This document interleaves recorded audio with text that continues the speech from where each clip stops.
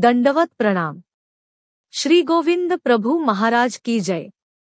रिद्धपूर चरित्र लिया क्रमांक 21 पांचोळी राज्यबंधने नेत्रादी अनुवाद। अचलपूरची धानाईसा हिने स्वामींची रत्न पूजा केली होती। लिया चरित्र उ 48 अर्जपुरी अवस्थान धानुबायावारी भांडारेकारांची पूजा।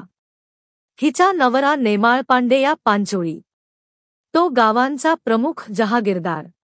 एकदा तो राऊळांच्या दर्शनासाठी आला, तेव्हा राऊळांचे राजमठात आसन होते। राजमठात राऊळांची आणि पांचोळीची भेट झाली। त्याने राऊळांना दंडवत घातले, श्रीचरणा लागला आणि तो राऊळांसमोर बसला।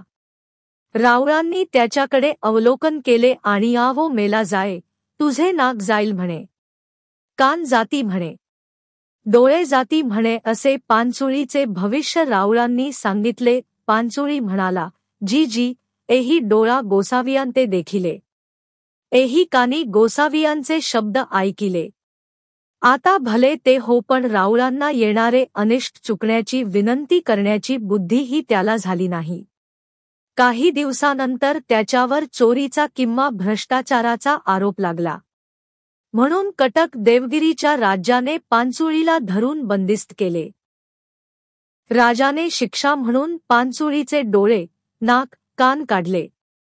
तेव्हा पांचोळीच्या लक्षात आले, तैची जरी गोसावियांते विनविता तरी चुकते। राऊळांनी भविष्यवाणी केली तेव्हाच आपण जर राऊळांना विनंती केली असती तर आज हे अनिष्ट चुकले असते। दंडवत प्रणाम। व्हिडिओला लाईक आणि शेअर करा।